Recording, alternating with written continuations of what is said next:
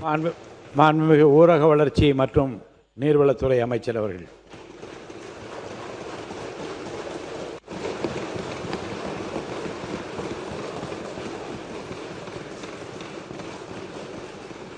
மாண்புமிகு பேரவைத் தலைவர் அவர்களே, உங்கள் எல்லோருக்கும் முதலமைச்சரை திரையில் நீங்கள் பார்த்துருப்பீங்க. 3 மாதமாக நேரில் பார்த்துன்னு இருக்கிறீங்க. நான் கடந்த 28-29 வருஷமாக அவருடைய நெருங்கி பழகிற வாய்ப்பு எனக்கு கிடைச்சிது. அப்படி பார்க்கும்போது சினிமாவில் மட்டும்தான் நடிப்பார். அதை தாண்டி வெளியில் வந்து நடின்னு சொன்னீங்கன்னா அவருக்கு நடிக்க தெரியாது. அதற்கு அப்பாற்பட்டு ஒரு நல்ல மனிதர் என்பதை இந்த நேரத்தில் நான் உங்களுக்கு தெரிவிச்சுக்கிறேன்.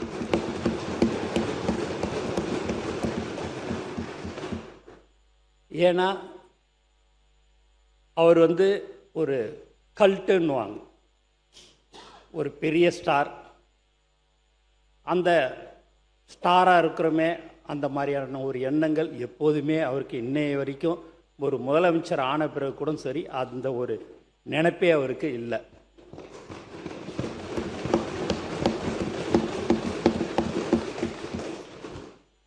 மேலும் அவர் அர்ஜுன் சார் சொன்னார், புகழ்ச்சி உண்மையாகவே அவருக்கு உண்மையாகவே சொல்கிறோம் பிடிக்காது.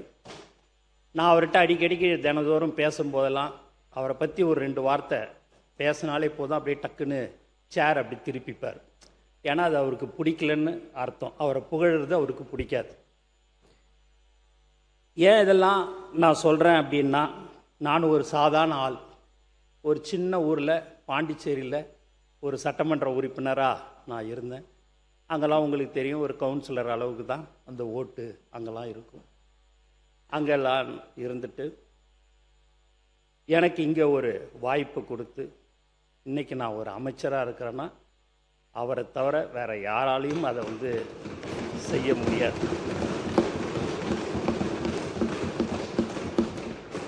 இங்கே நீங்கள் பார்த்தீங்கன்னா எனக்கு பின்னாடி எல்லாம் சட்டமன்ற உறுப்பினர்கள்லாம் இருக்கிறாங்க.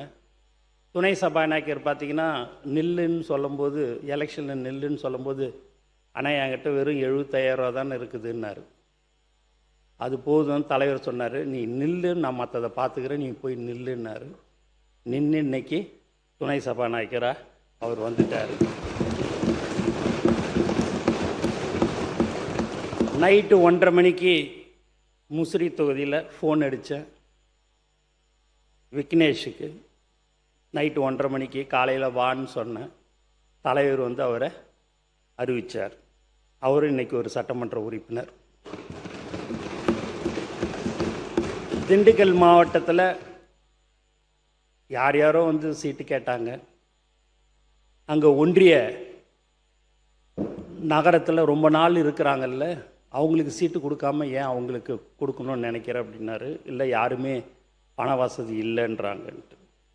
டெபாசிட்டுக்கு மட்டும் பணம் இருந்தால் போதும், நீ அங்கே இருக்கிற ஆளுக்கு நீ ஒன்றியத்துக்கே விடுன்னு சொன்னார். அவர் சென்ட்ரிங் வேலையெல்லாம் ஒரு நாளைக்கு அவருடைய கூலியே 1000 ரூபா 1500 ரூபா தான் கிடைக்கும். அவர் அண்ணா எனக்கு என்னண்ணே, எனக்கு வேணாண்ணே அப்படின்னாரு. இல்லை, தலைவர் சொல்கிறாரு உனக்கு கொடுக்க சொல்லி கொடுத்தாச்சுன்னாரு. அவரும் இன்றைக்கி ஒரு சட்டமன்ற உறுப்பினராக வந்துக்கிறார்.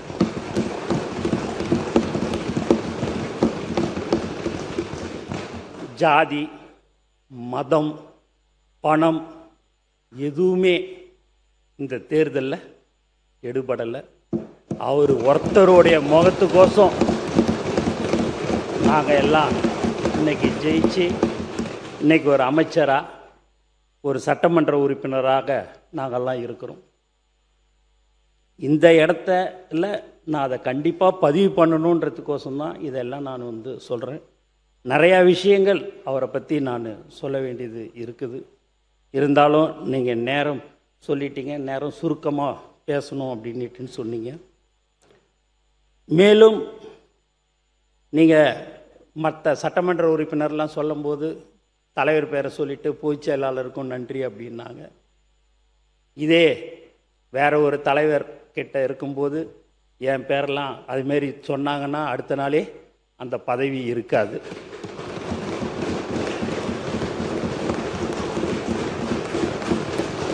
ஆனால்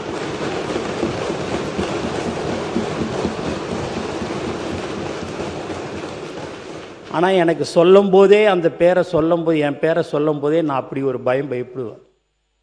நான் என்னைக்கு 28 29 வருஷத்துக்கு முன்னாடி எங்கள் தலைவரை நான் பார்த்தனோ அந்த பதட்டம் இன்னைக்கும் இப்பயும் எனக்கு இருந்துக்கினே இருக்கும்.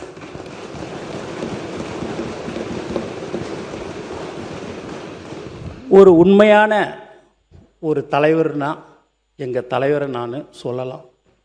நீங்கள் கூட நாளைக்கு ஏதாவது உங்கள் தொகுதிக்கோ இல்லை வேறு ஒரு பிரச்சனைகள் ஏதாவது நீங்கள் சொன்னீங்க அப்படின்னா, நீங்கள் அவரை எப்படி வேணாலும் நீங்கள் அவரை திட்டியிருக்கலாம், இப்படி போனாலும் வந்தீங்கன்னா வாங்க, இன்னும் உங்களுக்கு ஓணும், இன்னும் செய்யணும் அப்படின்னு செய்யக்கூடியவர் தான் எங்கள் தலைவர்.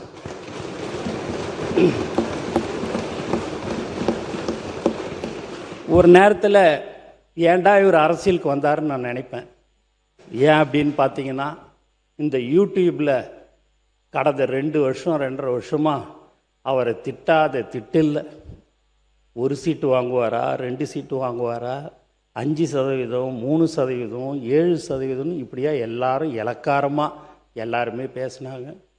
அதுலேயும் இந்த யூடியூப்பில் டிவியில் வாடகை வாயிலாம் இருக்குது. அந்த வாய் என்ன பேசணுமோ அவ்வளவும் பேசும். நான் கடந்த 28 வருஷமாக 29 வருஷமாக யாராவது ஏதாவது சொன்னாங்கன்னா, படத்தை பற்றி சொன்னாங்களும் கூட ஏதாவது சொன்னேன்னா, அதெல்லாம் விட்டுட்டு போனேன். 10 பேர் சொல்கிறாங்க, அதில் 11 நினச்சிங்க, அதெல்லாம் விட்டுப்போங்க, அதெல்லாம் ஏன் கண்டுக்கிறீங்க அப்படின்னுவார். நம்ம ஆளுங்க எல்லாம் புதுசாக அரசியலில் வந்தவங்க எல்லாம் எங்கள் கூட புதுசாக வந்தவங்களாம் விடக்கூடாது அப்படி இப்படின்னுவாங்க. அதெல்லாம் விடுங்க, அவங்க பட்டன் பேசணும்னு பேசுகிறாங்க, அவங்க பட்டன் பேசட்டுமே, நமக்கு எதுக்கு இப்போது, அவங்க விட்டு நம்ம வேலையை பார்ப்போன்னு சொல்லக்கூடியவர் தான் எங்கள் தலைவர் தளபதி என்பதையும் தெரிவிச்சுக்கிறேன். அப்போ நான் அதை நினைப்பேன், இப்படியெல்லாம் அவரை சொல்கிறாங்க, மக்களுக்கோசமும் எங்களுக்கோசமும் அதையெல்லாம் பொறுத்து கொண்டு பரவாயில்ல யார் எப்படி பேசினாலும்ட்டுன்னு நானும் சார் இதுமாரி பெரிய பெரிய கட்சியெல்லாம் கூட்டணி வச்சுருக்கிறாங்க, நம்மளும் கூட்டணியில் தனியாக நிற்கிறோம் அப்படின்ட்டு தைரியமாக தில்லா தனியாக சிங்கிளாக நிற்போம், கண்டிப்பாக நம்ம ஜெயிப்போம், அதில் எந்த வித மாற்று கருத்தும் இல்லை. நீ எதுக்கு, நீ உனக்கே பயமாக இருக்குதா அப்படின்னு என்னை கேட்டேன்.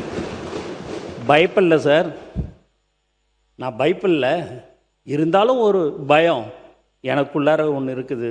நீங்கள் எப்படியாவது இந்த முதலமைச்சராக நீங்கள் ஆகணும். உச்சத்தில் இருக்கும்போதே நான் என்னுடைய மக்கள், தமிழ்நாட்டு மக்கள் என்னை உச்சத்தில் வச்சாங்க. அப்படி வச்சுருக்கும்போது அந்த உச்சத்தில் இருக்கும்போதே நான் விட்டுட்டு அரசியலுக்கு வரணும்னு தான், மக்களுக்கு சேவை செய்யணுன்றது எண்ணம் தான் எனக்கு இருக்குதே ஒழிய, நான் ரிட்டையர்ட் ஆன பிறகு நான் அரசியலுக்கு வர்றதுக்கெலாம் எனக்கு விருப்பம் இல்லை.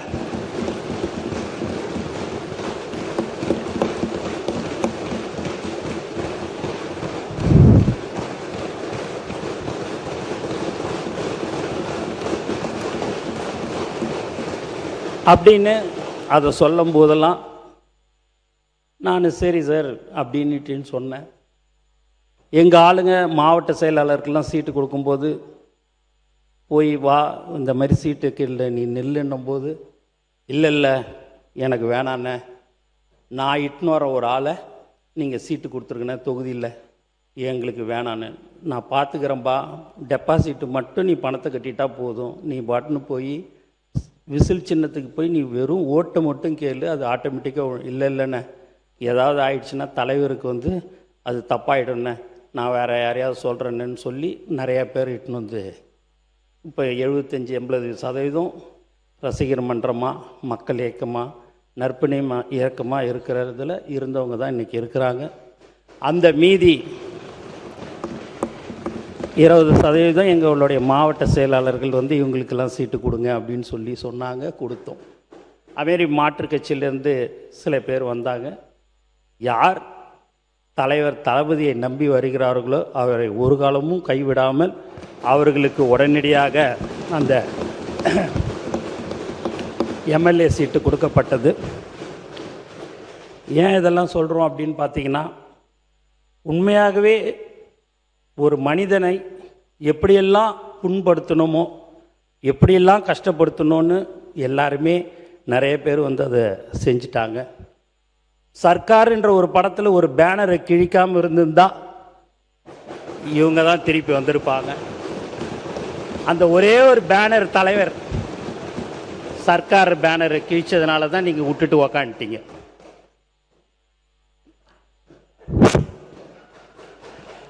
அதை நீங்கள் கிழிக்காமல் இருந்திருந்தீங்கன்னு வச்சிங்களேன், நீங்கள் தானே இருந்திருப்பீங்க அடுத்தாப்புல.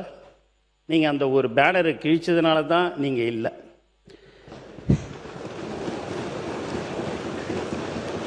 எங்கள் அண்ணன் சிரிக்கிறார் பாருங்க, கரெக்டு தாண்டான்னு நினைக்கிற மாதிரி சிரிக்கிறார். ஏன் இப்படிலாம் சொல்கிறோம் அப்படின்னா, எங்களுக்கு தெரிஞ்சதெல்லாம் எங்கள் தலைவர் தளபதி, எங்களுடைய உயிர் மூச்சு நாடி அனைத்தும் தலைவர் தான். எங்களுக்கு வேறு எதுவும் தெரியாது.